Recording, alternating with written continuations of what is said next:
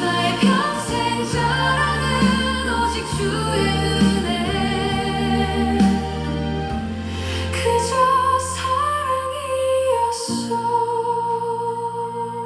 이 서신서가 빌립보서, 골로새서, 빌레몬서와 함께 이 4대 옥중 서신입니다. 사도 바울이 그 로마에 그 가택 연금으로 갇혀 있을 때, 그때 AD 61년에서 63년 경으로 추정을 하고 있습니다. 그 시기에 이 글을 쓴 거예요. 근데 사도 바울이 제3차 전도여행 당시 때 에베소에서 거의 3년가량 머물렀었습니다. 그래서 에베소에서 3년가량 있으면서 에베소 교회를 세웠고, 그리고 거기에 있는 성도들이 너무나 그리운 나머지 그 성도들을 향해서 그러면서 이 에베소서를 쓴 겁니다. 그래서 이 서신서를 쓰면서 그 인근에 있는 소아시아 교회에게도 같이 이렇게 회랑하면서 이렇게 돌리도록 그 편지가 쓰여진 것입니다. 주된 내용은 이 교회의 연합과 그리고 교회 구성원이었던 그 성도들이 어떻게 새로운 삶을 살아야 할 것인가 라는 것을 실천적으로 하는 부분을 가르치는 그런 것이 주된 목적이었습니다.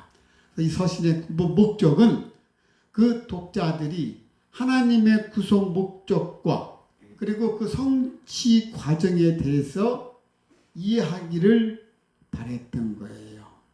그리고 또한 성숙하고 성장하기를 바란 그 마음으로 본 서신서를 기록한 것입니다. 그래서 이 에베소서의 그 본 서신이 말하는 그 핵심이 바로 그거예요. 다시 말해서 하나님의 궁극적인 구속 목적이 무엇이냐, 그리고 구체적으로 어떤 과정을 통해서 성취되며 완성되는가 하는 것이었습니다. 하나님의 궁극적인 그 목적은 그리스도 안에서, in Christ, 그리스도 안에서 만유를 통일시키는 것입니다. 이러한 하나님의 구속 목적은 그리스도의 구속 사역을 통해서 이미 결정적으로 성취되었습니다. 그렇지만 아직 완성되어지지를 않았던 것입니다. 그래서 이것을 우리는 예수 그리스도의 오심으로 인해서 하나님의 나라가 이미 임하였으나 그러나 not yet, 아직 완성되지 않은 것입니다. 그래서 이걸 놓고 우리는 already not yet, 이미 주님은 오셔서 하나님 나라를 임했지만 그러나 아직 완성되지 않았다는 거예요. 그렇죠? 그리스도 안에서 만유를 통일시키시려는 하나님의 궁극적인 그 목적은 그리스도의 속죄 사역으로 인해서 결정적으로 성취되었으나 그러나 아직 완성되지 않았기 때문에 그 완성을 향해서 나아가고 있는 것입니다. 그 완성을 향해서 나아가는 그 과정에 바로 레마 교회가 있는 것입니다. 구속을 받아서 교회에 소속된 모든 성도들은 하나님의 백성으로서 동일한 시민들이요 또한 하나님의 가족들인 것입니다. 즉 교회는 그리스도의 십자가를 통해서 인간 사이의 수평적인 화목과 그리고 하나님과 인간 사이의 수직적인 화목이 실현되는 그런 우주적인 기관인 것입니다. 그리스도의 몸인 교회 구성원 각자의 새 생활에 대한 그 권면을 제시하고 있습니다. 그 권면의 그 핵심은 하나님을 따라서 새롭게 지음받은 자로서 하나님을 본받는 자가 되라는 것입니다. 그래서 하나님을 본받는 자가 되는 그 구체적인 그 방법까지 사도 바울은 제시를 해 주었습니다. 하나님을 본받는 그 그 구체적인 방법은 첫째, 그리스도 사랑을 본받으라는 거예요. 두 번째는 어두움에 속한 일들을 버리라는 거예요.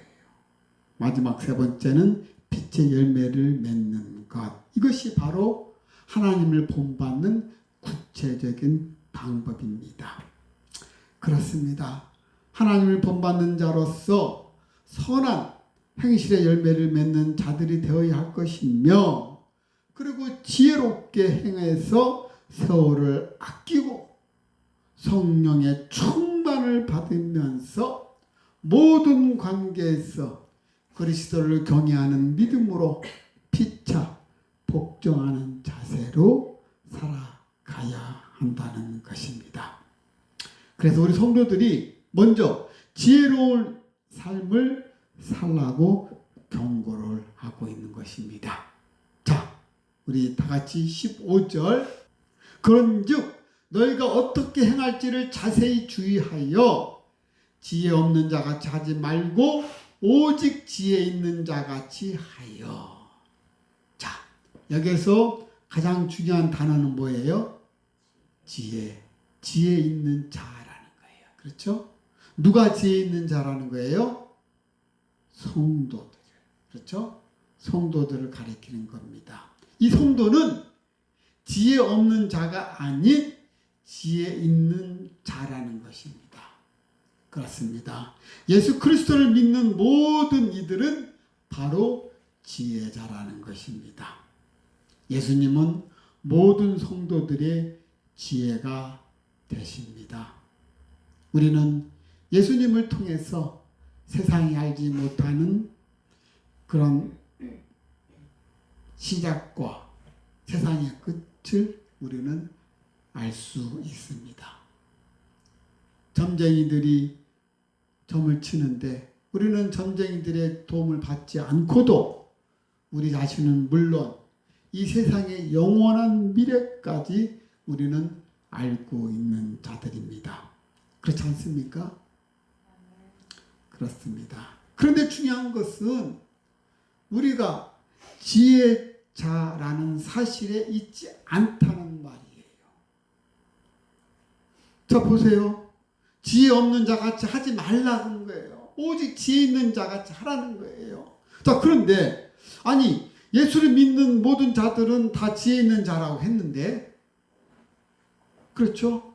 그런데 자, 오늘 본문에 다시 보도록 하겠습니다. 우리 본문의 교훈을 보는데 지혜 없는 자가 되지 말고 오직 지혜 있는 자같이 하여 라고 했습니다. 여러분, 이 말씀의 의미가 무엇입니까? 바로 지혜 있다고 하는 우리가 행동하는 것을 보면은 전혀 지혜 없는 자처럼 할 때가 있다는 것입니다. 본문이 우리에게 주는 교훈의 핵심이 바로 이것입니다. 그래서 우리가 안고 있는 바로 인간적인 한계라는 거예요.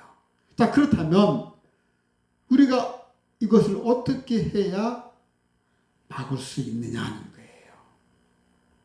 그 대답으로 주신 말씀이 바로 너희가 어떻게 행할 것을 자세히 주의하여 라고 그 앞에 써 있습니다.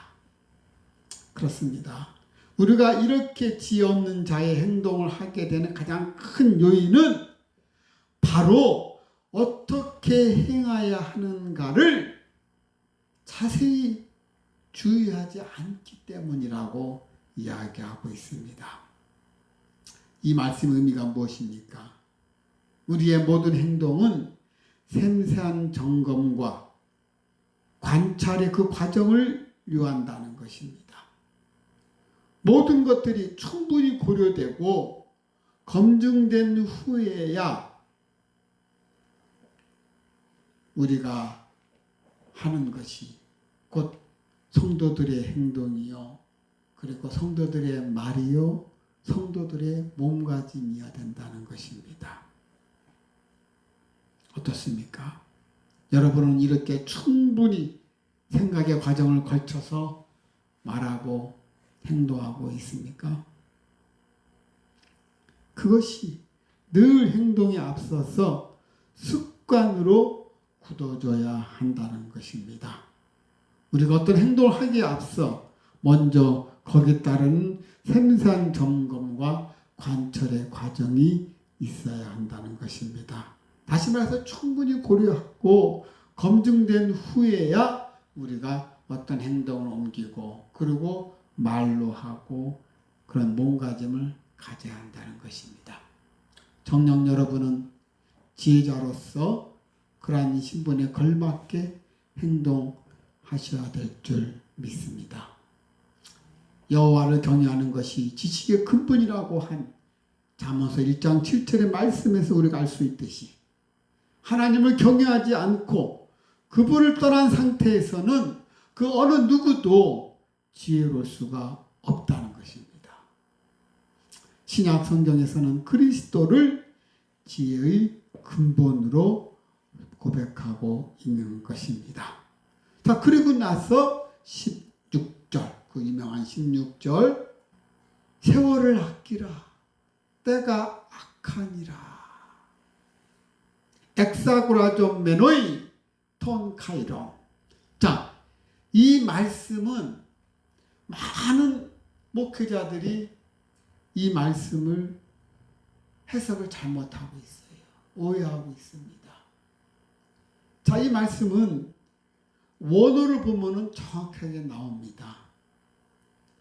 제가 아까 말씀드렸죠. 엑사고라의 메노이톤 카이론이라고 얘기했어요. 이 헬라어에서는 이 시간을 나타내는 그 단어가 두 가지가 있어요. 이 두 가지가 있는데 그 헬라인들의 시간 개념도 크게 이 두 가지로 나누어집니다.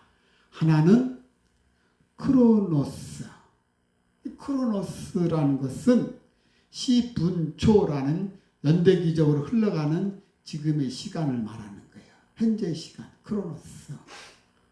또 다른 하나는 카이로스라는 단어가 있어요. 이 카이로스는 한정적이거나 고정된 어느 일정한 그 시기를 나타내는 단어입니다. 근데 이 카이로스가 특히 우리 성경 속에서는 이 단어가 하나님의 계획 안에 작정되어져 주어진 특정한 시간을 가리킵니다. 그렇습니다. 이 카이로스라는 이 단어가 사용된 이 본문은 다시 말해서 일반적인 연대기전 시간의 세월을 아끼라는 의미가 아니라는 거예요. 하나님의 계획 속에 작정되어진 그런 특정한 그 시간을 아끼라는 거예요. 특히 이 본문을 New International Version, NIV 영어 성경책만 봐도 우리가 금방 알 수가 있어요. Making the most of every opportunity라고 돼 있어요. 모든 기회의 대부분을 making 하라는 거예요. 잡으라는 거예요. Because 왜냐하면 the days are evil. 때가 악하다는 거예요. 그렇습니다. 시간을 아끼라는 뭐 save the time 이런 말이 아니에요. Making the most of every opportunity. 나에게 준 모든 기회를 잡으라는 거예요. 그렇습니다. 여러분에게 주어진 그 기회를 잘 살려야 될 줄 믿습니다.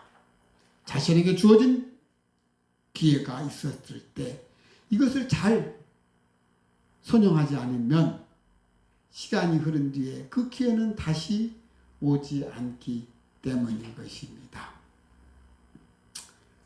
그리고 나서 또 본문에서 아끼라 엑사고라조 메노이 엑사고라조라는 말을 썼어요. 엑사고라조는 몸값을 치르고 되산다라는 속량, redeem이라는 그런 개념을 갖고 있는 것입니다. 그래서 기회, 이 세월을 사서 속량하라는 것은 다시 말해서 이 표현은 자기에게 주어진 기회나 또는 그 시간들을 자기 것으로 만들어서 활용을 하라는 거예요. 그래서 여기서 말하는 시간을 아끼라는 의미가 일반적인 우리 연대기전 시간을 아끼라는 의미가 아니에요. 그렇죠? 카이론, 카이로스 시간. 그 카이로스 시간이 뭐예요? 하나님 계획 속에 작정되어진 특정한 그 시간이라는 거예요. 그 시간을 아끼라는 거예요. 이탈리아 피렌체 두오모 성당이 있고, 그리고 로마에는 콜로세움이라는 그런 세계적인 관광 명소가 있는 곳으로 유명합니다. 그렇죠? 그 중에 북부에 있는 그 토리노 박물관에는 아주 특이한 조각상이 있습니다. 이 조각상은 BC 360년대에 리지푸스라는 조각가가 세운 특이한 동상입니다. 이 동상을 보면 벌거벗은 남성의 모습을 하고 있습니다. 그리고 앞머리는 머리숱이 이렇게 무성해요. 그리고 뒷머리는 대머리예요.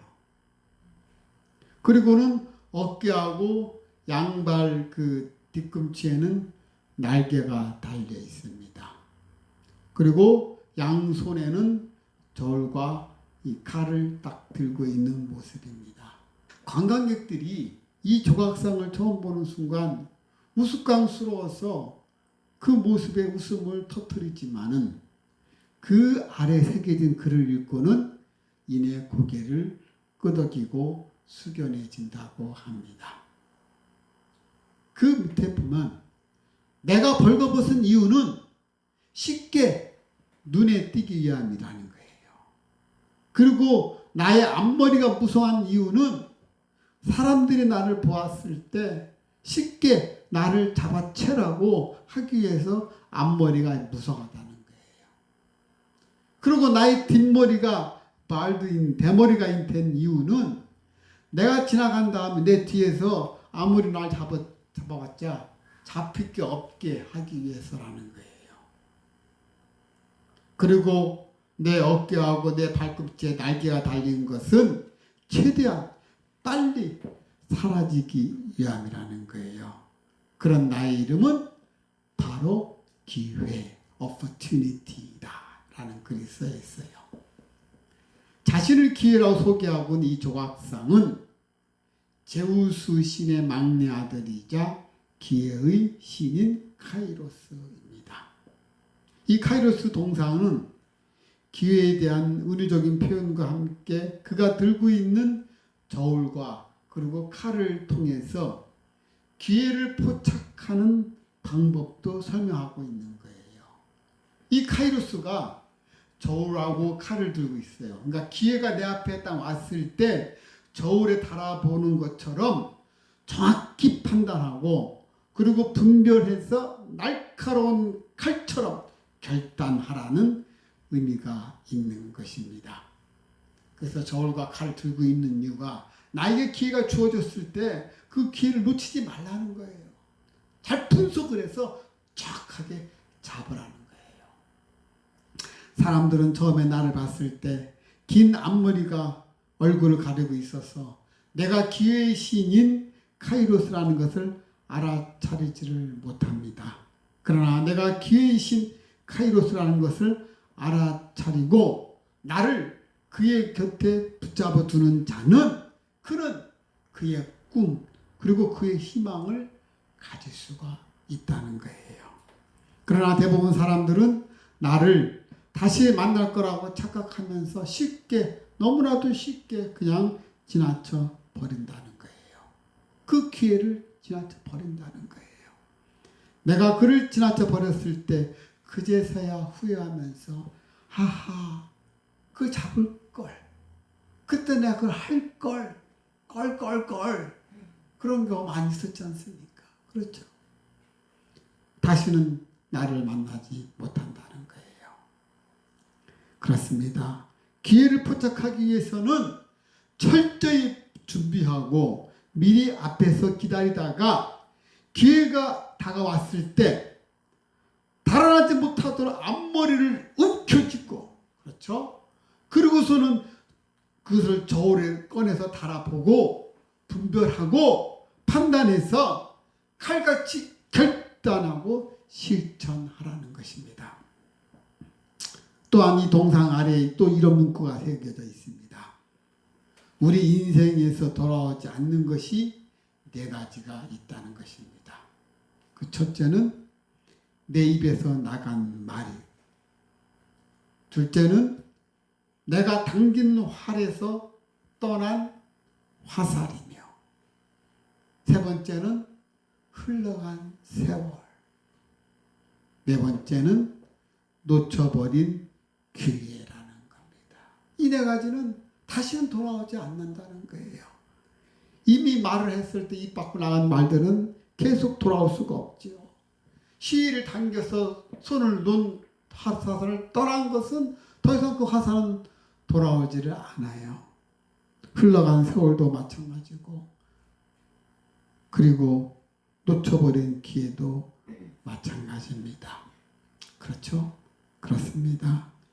일을 할 수 있을 때, 또는 공부할 수 있을 때, 또는 사랑할 수 있을 때, 또는 우리가 어떤 잡을 가지고 어떤 비즈니스를 가지고 움직일 수 있을 때가 바로 기회라는 거예요. 우리 인생도 한 번 가면 다시는 오지를 않는 것입니다. 만개한 꽃은 시들 일만 남았습니다. 그렇죠? 그러나 우리에게는 항상 함께 하시는 누가 있어요? 주님이 계시지 않습니까? 그렇죠? 그렇습니다. 그리스도가 바로 지혜의 근본이라는 것을, 그렇죠? 그렇기 때문에 우리는 그리스도를 믿는 우리는 모두가 다 지혜자인 것입니다. 그렇죠? 지혜 있는 자같이 우리는 행동하게 될 줄 믿습니다. 아멘? 그래요. 자, 그런 그 기회를 우리는 놓치지 말고 잘 활용해야 된다는 거예요. 그렇죠? 자, 그렇다면 이 기회를 아껴서 잘 활용해야 되는데 그 이유가 무엇이냐는 거예요. 왜 그렇게 해야 되느냐 하는 거예요. 왜냐하면 because the days are evil. 때가 악하다고 그러잖아요. 그죠? 지금 우리가 살아가고는 이 날들이 악하기 때문에 우리에게 주어지는 이 세월, 다시 말해서 하나님의 계획 속에 작정되어진 이 특정한 이 시간들을 making the most of the every opportunity, 나에게 주어진 모든 찬스를 잡아야 된다는 거예요. 그렇습니다. 악하기 때문에, 때가 악하기 때문에 그렇습니다. 악한 시대라는 것은 곧 하나님의 심판이 가까워졌다는 것입니다. 하나님의 심판이 가까워졌다는 것은 우리가 선을 행할 시간이 얼마 남지 않았다는 것을 의미합니다. 그렇기 때문에 더욱 때를 아껴서 빛의 자녀답게 선한 일에 힘써야 될 줄 믿습니다. 세월을 사는 즉 값을 주고 되사는 redeem 하는 것은 바로 우리가 참되게 세월을 사는 방법인 것입니다. 자, 그렇다면 이 세월을 아끼는 지혜로운 삶을 살기 위한 구체적인 방법은 무엇이냐는 거예요. 우리에게 주어진 이 시간, 나에게 주어진 이 찬스, 기회를 놓치지 말고 잡는 그런 삶을 살아야 되는데, 자, 그런 지혜로운 삶을 살기 위한 구체적인 방법은 무엇이냐는 거예요. 그것까지 사도 바울은 이야기하고 있는 것입니다. 그러면서 첫 번째는 뭐냐? 주의 뜻이 무엇인지 이해하라는 것입니다. 그렇습니다. 17절에 그러므로 어리석은 자가 되지 말고 오직 주의 뜻이 무엇인가를 이해하라고 되어 있어요. 그렇죠? 이 악한 시대에 살고 있는 거듭난 우리에게 있어서 하나님께서 바라시는 그 뜻이 무엇인지를 깊이 깨달아서 그 뜻대로 살 때 세월을 아끼는 삶을 산다는 것입니다. 그러나 그 뜻을 깨달아 안다는 것은 저절로 되는 것이 아닙니다. 그렇기 때문에 사도 바울은 이러한 깨달음에는 반드시 성령님의 조명하심이 있어야 한다는 거예요. 성령님의 인도하심이 있어야 되기 때문에 성령님을 우리가 구하기 위해서, 성령님을 간구하기 위해서 우리의 지속적인 노력이 필요하다는 것입니다. 그래서 사도 바울은 좀 더 구체적으로 행동 강령을 또 제시를 합니다. 자, 세월을 아끼는 지혜로운 삶을 살기 위해서 구체적인 방법, 첫째는 주의 뜻이 무엇인가를 우리가 이해해야 된다는 거예요. 그렇죠? 자, 두 번째는 18절. 자, 18절 우리 권사님 한번 읽어보시기 바랍니다.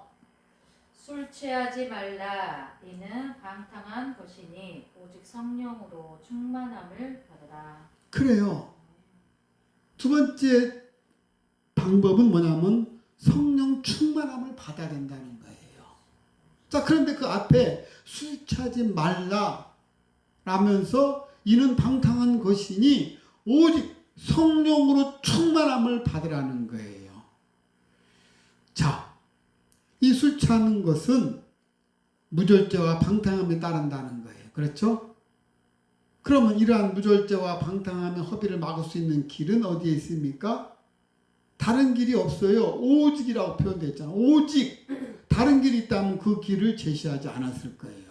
그러나 사도 바울은 뭐랍니까? 오직 뭐라고 그래요? 성령 충만함이라는 거예요. 그 길밖에 없다는 거예요.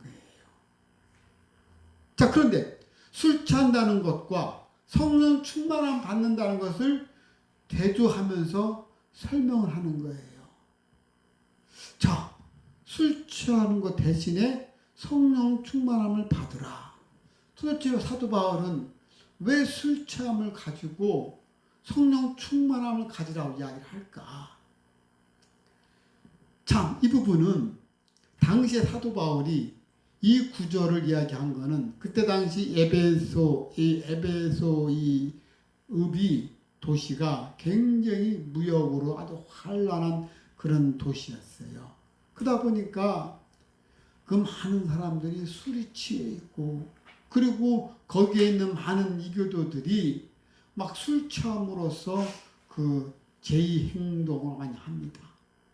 그런데 그들이 하는 그런 것들을 해서는 안 된다. 그런 술 취함을 하지 말아라 하면서 그 예를 들으면서 성령 충만함을 가져야 된다고 비교해 놨어요. 근데 이것을 참 우리가 지난번에 폴 트루니의 중간지대의 그 불안이라는 글을 썼던 그 폴 트루니의 책에서 이 부분을 정확하게 이거를 지적을 해준 거예요. 이 폴 트루니에가 이 사람 의학자잖아요. 그러니까 이 부분에 대해서 해석을 정확하게 해주는 거예요. 그렇게 표현한 거예요. 사도 바울은 술 취하는 것과 성령 충만함을 대조하면서, 그러면서 성령 충만함을 받으라 하면서 그 명령의 무게를 실은 거예요. 자, 사도 바울이 이렇게 이 술 취함과 대조하면서 이렇게 강함 금지, 술 먹지 말라는 거하고 술 취하지 말라는 거하고 그리고 성령 충만을 받아라 하면서 또 강한 금지와 강한 명령을 하고 있는 것을 볼 때 당시 에베소 그 사회의 그 종교적인 배경과 관련해서 생각해 볼 때 우리가 잘 이해할 수가 있습니다. 당시 그 헬라 세계 이방인들은 감정적인 그 기쁨을 얻기 위해서 또는 어떤 근심에서 해방을 얻기 위해서뿐만 아니라 신들과의 어떤 깊은 교제를 하거나 또는 신비한 지식을 얻기 위해서 이들은 술을 마셨던 거예요. 그렇습니다. 그리고 당시 그 헬라 세계에서는 술의 신인 디오니소스, 술의 신이 디오니소스요. 여러분은 잘 아는 바카스 있죠? 바카스가 바로 디오니소스, 이 술의 신이잖아요. 이 바카스 이 제사가 행해졌는데 이 바카스 제사는 아주 현란한 그 춤과 노래로서 그러면서 음주하고 환락에 동반이 됩니다. 그래가지고 이 죄가 절정 이를 때는 사람들이 아주 황홀공에 빠지면서 그 막 인간 간에 이 교미도 하고 막 이랬습니다. 술을 마시면서. 그렇습니다. 이러한 사회 종교적 배경에 익숙해져 있는 에베소 이 교인들에게 있어서 바울은 진정으로 너희들이 하나님과 교제를 해야 되고 또 영혼의 평정을 얻고 기쁨을 얻는 것은 술 취함이 아니다. 그게 아니고 바로 성령 충만함이 있다는 거예요. 이것을 가르치기 위해서 사도 바울은 술 취하지 말라. 이것은 잘못된 거다. 그거예요. 술 취하지 말라. 이거는 방종이다. 오직 성령 충만함만 받으라 하는 거예요. 그렇습니다. 본문이 명령문이라는 것은 성령 충만의 선택이 아니라 이런 필연적이라는 거예요. 그래서 우리 성도들은 매일매일 성령님의 인도하심에 따라서 우리는 살아야 한다는 거예요. 자, 그렇다면 성령 충만함을 받는 방법은 무엇이냐? 그것은 바로 회개와 간구라는 거예요. 성령님은 우리가 회개하고 죄사함을 받은 자에게 주어지는 거예요. 그리고 성령 충만은 성령 충만을 간절히 구하는 자에게 성령님이 임하신다는 것입니다. 그렇습니다. 사도행전은 예수 승천 후에 오순절에 마가의 다락방에 모인 120문도 그리고 스데반이라든지 베드로 같은 사람들이 성령이 충만한 사람으로 기록하고 있습니다. 주님의 말씀에 순종함으로써 하나님께 쓰임받아 구속사의 큰 일을 감당하는 이 사람들은 모두가 성령 충만한 자였습니다.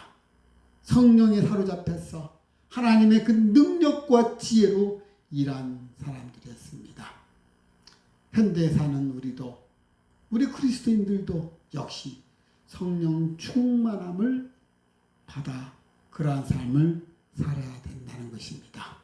성령 충만함을 통해서 하나님과 늘 동행하고 그분의 지혜와 능력을 의지하며 살 때에 우리는 큰 기쁨과 만족을 얻을 것이며 그리고 근심에서 해방되고 성령이 주시는 그 평정을 얻을 것입니다. 더불어서 하나님을 아는 그 지식이 성장해져 갈 것이며 그런 자만이 주의 뜻이 무엇인지를 알게 된다는 것입니다. 자, 그리고 이제 마지막 세월을 아끼는 그 지혜로운 삶을 살기 위한 구체적인 방법 중에 자, 첫째는 주의 뜻을 무엇인지를 이해하는 것이고 두 번째는 술 취하지 않고 성령 충만함을 받는 것이고 마지막 세 번째 늘 찬송과 감사가 넘치는 삶을 살라는 것입니다. 그렇습니다. 성령 충만을 받는 것이 무엇을 의미하는 것인지 그것을 지금 설명하고 있는 것입니다. 19절과 20절에 바로 그것입니다. 자, 그런데 이 성령 충만함을 받는 이 부분에는 함정이 도사리고 있습니다. 자, 그 함정이 무엇이냐면 바로 우리가 구약의 위인들 또는 신약의 베드로나 사도 바울 같은 이런 분들을 우리가 연상하는 그런 함정에 빠진다는 거예요. 자, 이 말이 무슨 말이냐면 자, 우리가 조금만 믿음이 들어가서 성령 충만함이 되면 마치 자기 자신이 에스컬레이터에 있어가지고 내가 무슨 베드로와 같은 또는 무슨 사도 바울과 같은 그런 사람 같은 착각에 빠지는 거예요. 그러니까 조금만 이렇게 조심해라는 거예요.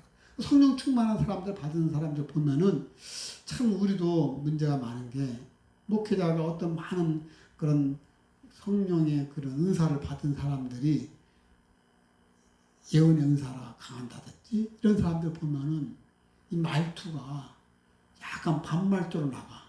그죠? 이 문제거든요. 하나 겸손해야 되는데 자기 자신이 자꾸 그냥 올라서려고 하는 이런 함정에 빠진다는 거예요. 그 이 바로 소영주에 빠진다던 이 부분의 대표적인 교회가 어디입니까? 바로 고린도 교회예요. 여러분, 이 고린도 교회는 온 성도가 그리스도의 그 모든 은사를 받은 성령 충만한 교회였어요. 이 고린도 교회는 얼마나 은혜가 충만했던지 성도들이 말도 못하게 막 은사를 받았는데, 방언을 받은 은사 외에 방언을 해독하는 은사, 성령 분별하는 은사, 그 다음에 또 예언하는 은사, 병고침의 은사, 믿음과 지혜, 지식의 말씀 등등 모든 은사의 아주 그냥 전시장 같은 그런 은혜를 받은 곳이 바로 고린도 교회였어요. 자, 그런데 그 결과는 어떻습니까? 교회가 분열돼 버렸어요. 왜 그렇습니까? 은사 받은 자들이 겸손하지 못하고 각자 자기 다 목소리를 다 세우면서 아주 그냥 거만하게 나오기 때문에 자기 자신이 영주에 빠져가지고, 그래서 성령 충만함 받는 것 함정이 바로 거기에 있다는 거예요. 성령 충만함을 받지만 그러나 늘 자기 자신을 겸손하게 낮추고, 그러면서 항상 찬송과 감사가 넘치는 그런 삶을 살아야 한다는 것입니다. 사랑하는 레마 가족 여러분, 성령 충만함을 받은 성도는 어떤 자들입니까? 그들은 그의 삶을 보면 알 수가 있습니다. 왜냐하면 그 삶 속에 나타나기 때문에 그렇습니다.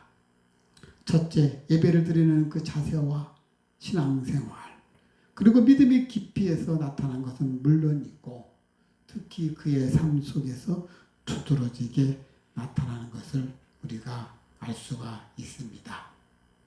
우리가 성령 충만을 받는다는 것은 바로 이것이 무엇을 의미합니까?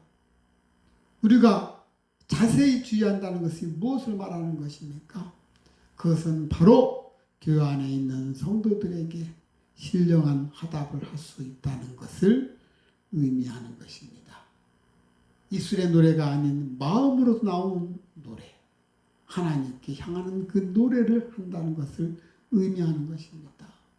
범사에 감사한다는 것을 의미하는 것입니다.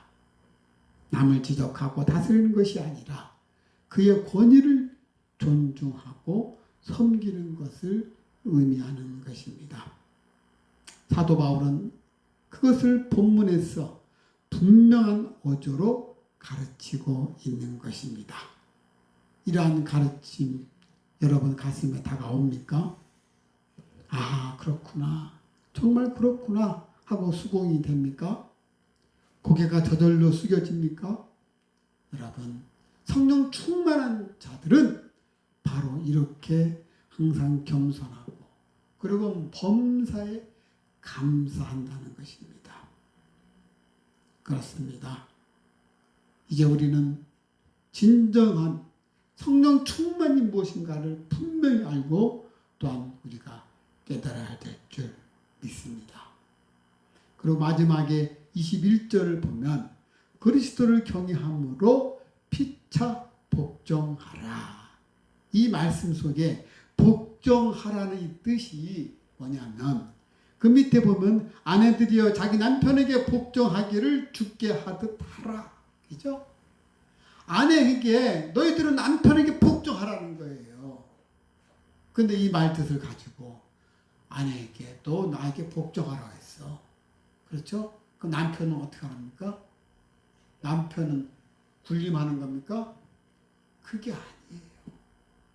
여기서 말하는 그 복종하라는 그 단어 안에는 내포되어 있는 게 뭐냐면 피차 복종하라고 되어 있는 거예요. 아내가 남편에게 복종하듯이 남편 역시도 아내를 사랑하면서 복종하라는 거예요.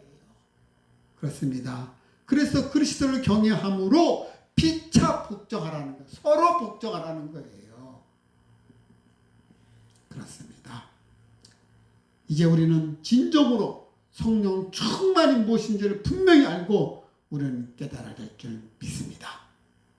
세월을 아끼는 지혜로운 삶을 살기 위한 구체적인 그 방법, 그것이 바로 첫째, 주의 뜻이 무엇인가를 이해하는 것이고, 두 번째는 성령 충만함을 받는 것이고, 세 번째는 늘 찬송과 감사가 넘치는 삶을 산다는 것입니다.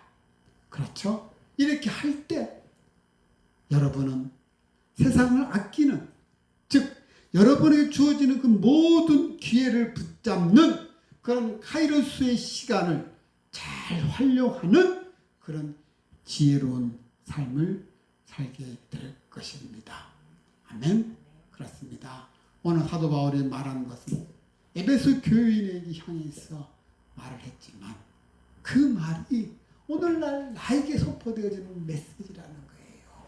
그렇습니다. 여러분, 정말 세월을 아끼는 삶, 카이로스 시간, 크로노스가 아닌 카이로스 시간, 즉 하나님의 계획 안에 작정되어져 있는 그 주어진 하나님 특정한 그 시간들을 우리가 잘 활용해서 놓치지 않고 잘 활용해서 그 시간을 써야 된다는 거예요. 그렇습니다. 그렇게 하기 위해서는 첫째, 우리가 주의 뜻이 무엇인가를 이해해야 될 것이고, 두 번째는 성령 충만함을 받아야 되는 것이고, 마지막으로는 늘 찬송과 감사가 넘치는 삶을 살아야 한다는 것입니다. 그렇죠? 자, 그런데 성령 충만함을 받으려면 어떻게 하면 된다고 그랬어요? 성령 충만함을 받는다는 것은 성령을 받으려면 어떻게 합니까? 우리가 회개하고 그랬을 때 성령님이 임하시잖아요. 그죠? 그리고 충만함을 받으려면 간절히 우리가 간구할 때 성령님이 임하신다는 거예요. 그런 성령 충만함을 받고 늘 감사와 찬양을 할 때 우리는 세월을 아끼는 그런 지혜로운 삶을 사는 그런 지혜자가 될 줄 믿습니다. 그런 저와 여러분 되시기를 주님의 이름으로 축원합니다. 자, 기도하시겠습니다. 사랑이 많으신 아버지 감사합니다. 오늘 말씀 속에서 사도 바울이 에베소 교인을 통해서 선포되어지는 이 말씀들, 세월을 아끼라, 때가 악하다고 말했던 이 세월은 바로 카이로스 시간이었습니다. 하나님의 계획 속에 작정되어진 그 주어진 그떠한 그 시간들을 우리가 아끼는 것입니다. 다시 말해서 나의 주어진 모든 찬스를 잘 활용해서 만드는 것이었습니다. 이렇게 하기 위해서는 우리가 첫째는 하나님의 뜻이 무엇인고 어디에 있는가 우리가 알아야 될 것이고, 두 번째는 성령 충만함을 받아야 될 것이고, 마지막 세 번째는 늘 감사와 찬송이 넘치는 삶을 살아야 된다는 것을 알았습니다. 하나님, 이 귀한 말씀들을 내 가슴판에 새기면서 늘 주님과 동행하면서 하나님께 감사 찬양 드리면서 주님께서 주시는 이 카이로스 시간들을 잘 활용해서 성공하는 저희들 되게 하여 주시옵소서. 감사하며 사랑이 많으신 예수님의 이름으로 기도합니다. 아멘. 자, 여러분 기도하시기 바랍니다. 사랑하는 하나님 감사합니다. 아버지, 오늘 들어가시라는 걸 아버지께 내사는 걸 아버지께 내사는 걸